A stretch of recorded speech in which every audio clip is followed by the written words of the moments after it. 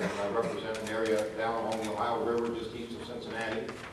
One of my great disappointments when I saw the map for the shale oil play is that my property was not part of it. But I have had the opportunity both in the House and the Senate to work on oil and gas related issues in my almost 12 years in the legislature, starting in the House when I was on the Environment and Natural Resources Committee and on the Public Utilities Committee, then in the Senate when I chaired the Environment and Natural Resources Committee, and now working closely with the administration and the industry, trying to work through the issues in the energy MBR that we are considering. And it is really an exciting time in Ohio when you think of how the energy landscape has changed in just a few short years.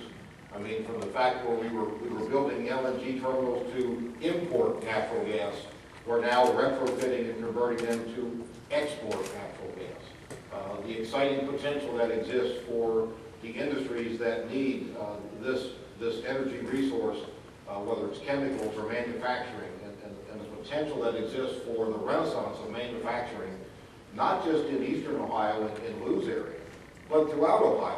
When you look at the ripple effect in all of the companies that are benefiting from, whether it's production of pipe or pumps, equipment, that exists throughout the state of Ohio. So while the focus is on eastern Ohio, and certainly the most dramatic changes are occurring in eastern Ohio, all of us in Ohio are benefiting from the potential resurgence of manufacturing and the resources that exist in the eastern part of the state.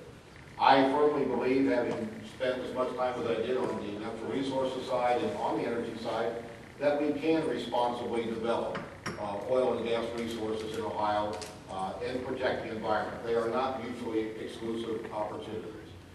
And I know my colleagues on the Republican side of the aisle are just as committed to doing this in a balanced way. Lou has been a good partner as we work through this process, because jobs are not a partisan issue. We want people to work. And when people are working, they feel better about themselves, the economy does better, we all benefit from that.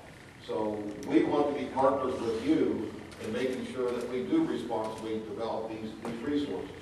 One of the areas where you can be very helpful, and the governor has mentioned this with other industries, you need to forecast. We need to know the types of employees that you are looking for. So that, as Lou mentioned, we're working with the schools to make sure the curriculums are in place so that you have graduates from Ohio. I support the governor's initiative that we want these employees to come from Ohio. We welcome people who want to make Ohio their home, but we would frankly prefer to have Ohio residents be the ones being trained to assume these new jobs that are going to be available over the coming decades. And these are generational jobs. These are jobs that they will be able to work with and pass down with their families if we do this the right way. But you need to be a partner with us and help us understand the types of qualifications you're looking for. What are the skills that you need to fill the openings that you're going to see in the coming years?